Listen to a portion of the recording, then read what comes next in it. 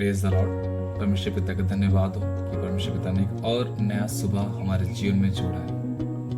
परमेश्वर पिता का धन्यवाद हो कि नई सुबह ये सूरज की किरणें हमारे जीवन में नई आशीषों को लेकर के आती है। कि प्रभु का वचन कहता है कि प्रतिदिन उसकी करुणा हमारे जीवन के लिए नई होती जाती है। आइए प्रियो उसका धन्यवाद करें कि वो हमारे मध्य है। और यह समय प्रियो कि जब प्रभु के जीवित वचनों में कुछ देर मनन चिंतन करें। प्रियो समय प्रभु ने दिया है, आइए हम अपने आप को तैयार करें। प्रभु का वह वचन जो आज के दिन प्रभु की बहुमूल्य बेटी बहन ओमेगा प्रिय रॉय हमारे मध्य है लेकर के आती है। हम प्रभु के वचनों से सीखे और अपने जीवन में उन बातों को, जो बातें प्रभु हमें सिखलाना चाहता है, हम अपने जीवन में उसे इस्तेमाल करने पाए, उसे एग्जीक्यूट करने पाए और प्रभु के नाम की महिमा स्तुति हमारे जीवन के द्वारा होने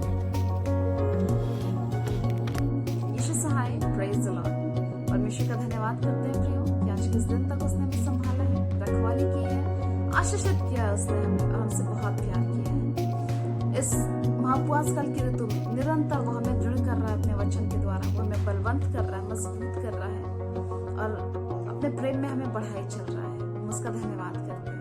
आइए प्रियो परमेश्वर के वचन से आज और कुछ सीखने की कोशिश करें।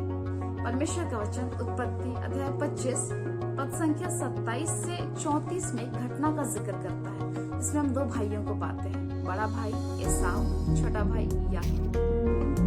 ये दोनों इसहाक के पुत्र और इसहाक अब्राहम का पुत्र। अब्राहम के साथ परमेश्वर की वाचा, उसका वायदा, जिसका अधिकार इसहाक को और अब इसहाक के बाद एसाव को, क्योंकि एसाव पहिलौठा था। मेरे प्रिय, एसाव के साथ, उसके जन्म के साथ एक वाचा चल रही थी, एक प्रॉमिस चल रहा था, एक स्वर्गीय प्लानिंग चल रही थी। क्योंकि वो पहिलौठा था, वो अधिकार उसका था। क्योंकि वो पहिलौठा था, जो वंशावली है अब्राहम की वंशावली में उसका नाम होना था। और याकूब क्योंकि वो दूसरा पुत्र था, वो चाहकर भी उस आशीष का, उस प्लानिंग का, उस ग्रेट प्लान का, उस महान वाचा का हिस्सा नहीं हो सकता था। पर याकूब के अंदर एक चाहत थी, याकूब के अंदर एक चाहत थी, क्या मैं उस योजना में शामिल नहीं हो सकता? क्या मैं उस वाचा का हिस्सा नहीं हो सकता? प्रियो, क्योंकि हम देखते हैं कि याकूब ने प्रयास किया, याकूब ने प्रयास किया। यदि उसके अंदर ये चाहत नहीं होती तो शायद वो कभी प्रयास नहीं करता, क्योंकि धन संपत्ति की कमी उसके परिवार में नहीं थी। हम देखते हैं कि अब्राहम जो है बहुत ही धनाढ्य पुरुष था और उसका सब कुछ इसहाक को मिला, क्योंकि अपने बाकी पुत्रों को उसने कुछ कुछ दे करके दूर भेज दिया, पर इसहाक को उसने अपना सब कुछ दे दिया। और इसहाक के दो बेटे, तो सब कुछ उनको मिलना था।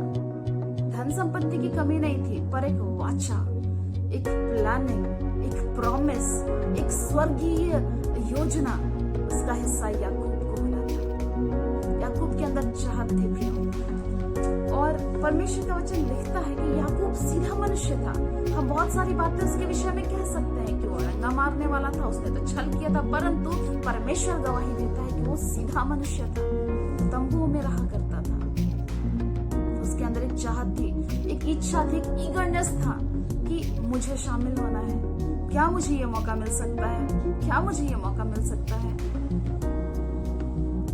मेरे प्रियो, एक दिन बात ऐसी होती है कि एसाव जो कि शिकार खेलने वाला था, बहुत चतुर शिकार खेलने वाला था, वो एक दिन वापस लौटता है। उस दिन उसके पास कुछ नहीं होता है, उसने कुछ नहीं पकड़ा और वो बहुत थका हुआ है, क्योंकि हो सकता है कि वो जानवरों के पीछे दौड़ा होगा, दूर दूर तक गया, उसने तीर चलाए होंगे, बड़ी मेहनत की होगी, वो पेड़ पर चढ़ा होगा, वो छिपा होगा, वो इधर गया होगा, उधर गया होगा, बड़ी मेहनत की उसने, पर वो थक गया और उसने कुछ नहीं पकड़ा। जब वो वापस आया, उसने देखा कि उसका छोटा भाई कुछ पका रहा है, बड़ी खूबसूरत एक रेड कलर की दाल वो बना रहा है, और वो मसूर की दाल बना रहा था, और उसे जो एसाव है उसे वो बड़ा लजीज नजर आया। उसने कहा, मेरे भाई जो तू पका रहा है उस लाल वस्तु में से मुझे भी कुछ दे दे, मुझे भी कुछ दे दे, क्योंकि मैं बड़ा थका हुआ हूँ।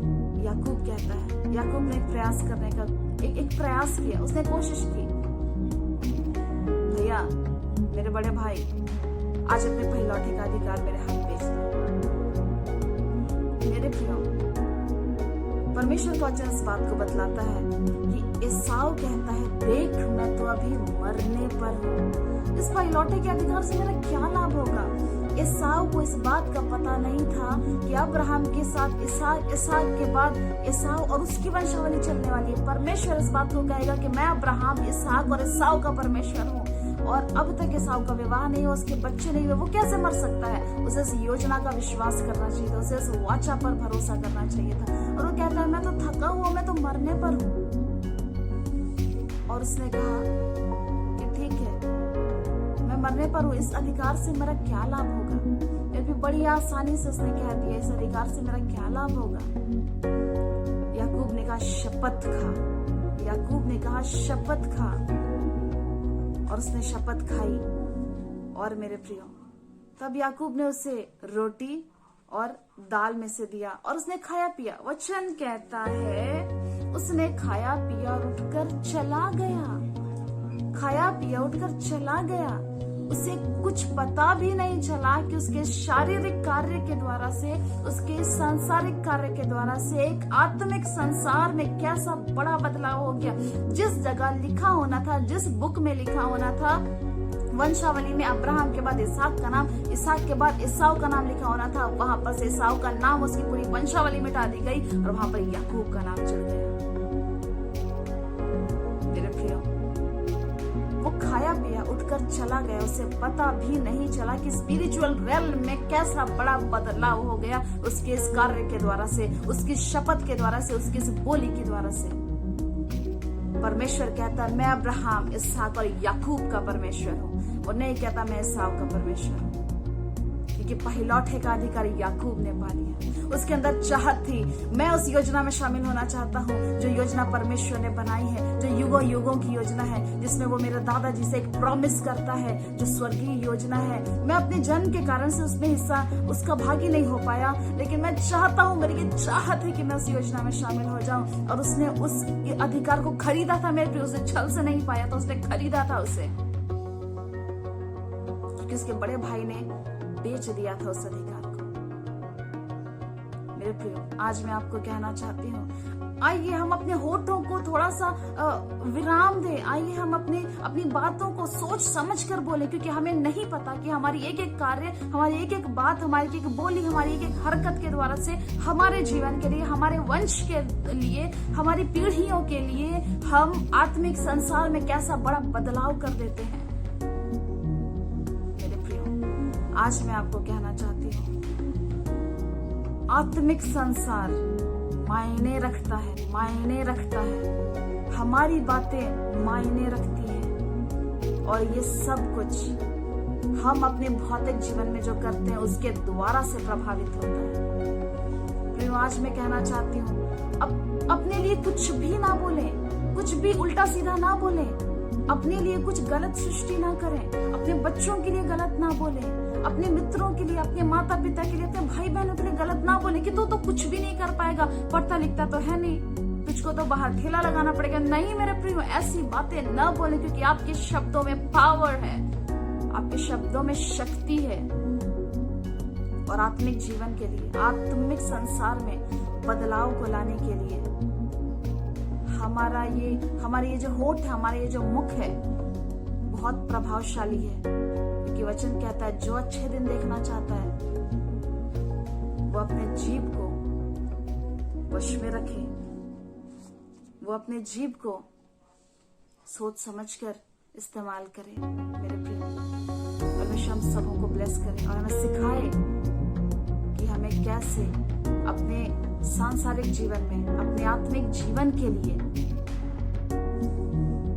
कैसे चलना है, कैसे अपने जीवन को जीना है, ताकि हमारा आत्मिक जीवन, हमारा आत्मिक जो संसार है उसमें हम प्रभावशाली वहां भी हो सके। परमेश्वर संभाले हमें, परमेश्वर में आशीष। आइए दुआ करते हैं। हालेलुया। प्यारे पिता, धन्यवाद करते हैं कि आज तूने हमसे बात की है। पिता, हम चाहते हैं तेरी मर्जी हम सबों के जीवन में बहुतायत से पूरी हो, और पिता हम अपने इस सांसारिक और भौतिक जीवन में एक ऐसी जिंदगी जिए कि हमारा जो आत्मिक जीवन है वो आत्मिक रीति से मेरे पिता प्रभावशाली हो सके। किसी भी रीति से हम उसके लिए गलत रचना, गलत सृजन और गलत बीज ना बोए। आप सहायता करें, हमें सिखाएं और सहायता करें, आशीष दें। धन्यवाद करते हैं, यीशु नाम से दुआ मांगते हैं। Praise the Lord.